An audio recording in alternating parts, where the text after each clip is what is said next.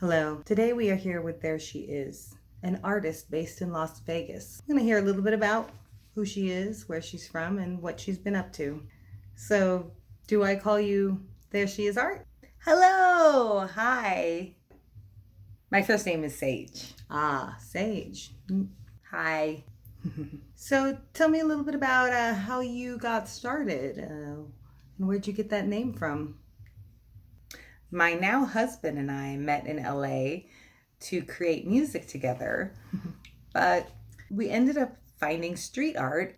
Both of us have an artistic background and we were inspired to create our own street art. We also happen to live right in the mecca of street art, off Melrose. So we were able to not only participate, but see a lot of amazing art. Interesting. I got my name because when we started getting up on a regular basis, I got an article featured on a popular street art blog called Melrose and Fairfax. Melrose and Fairfax.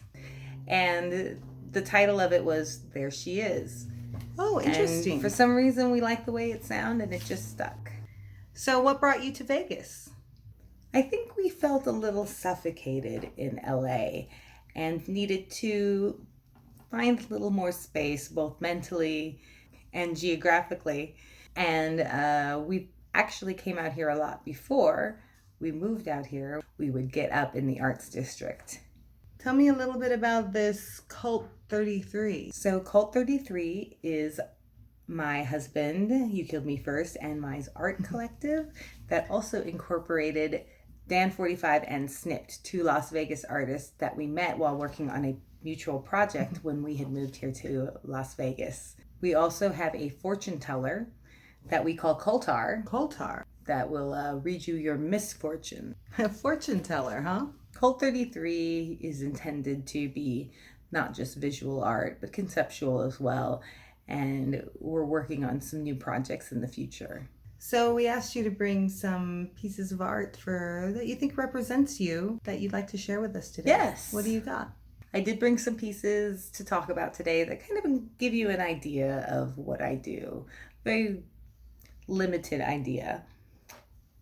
When I did street art in LA, there was images of robots, which I enjoyed doing. So they ended up becoming fine art pieces as well.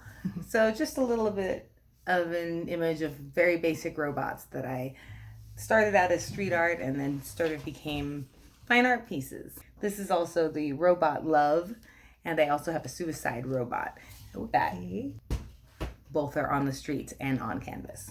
It's simple, but I like where you're coming from with that. Also a little different than street art.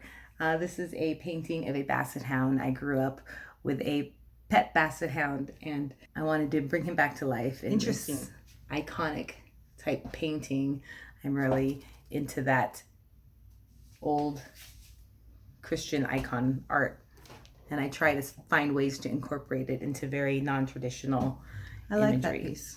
I'm also a big foodie and I'm a big fan of ramen. So I have been doing lots of different types of ramen art, whether it's a look inside a bowl, a face on a bowl, or I've also been creating these one-of-a-kind sculptural ramens that look like a painting come to life.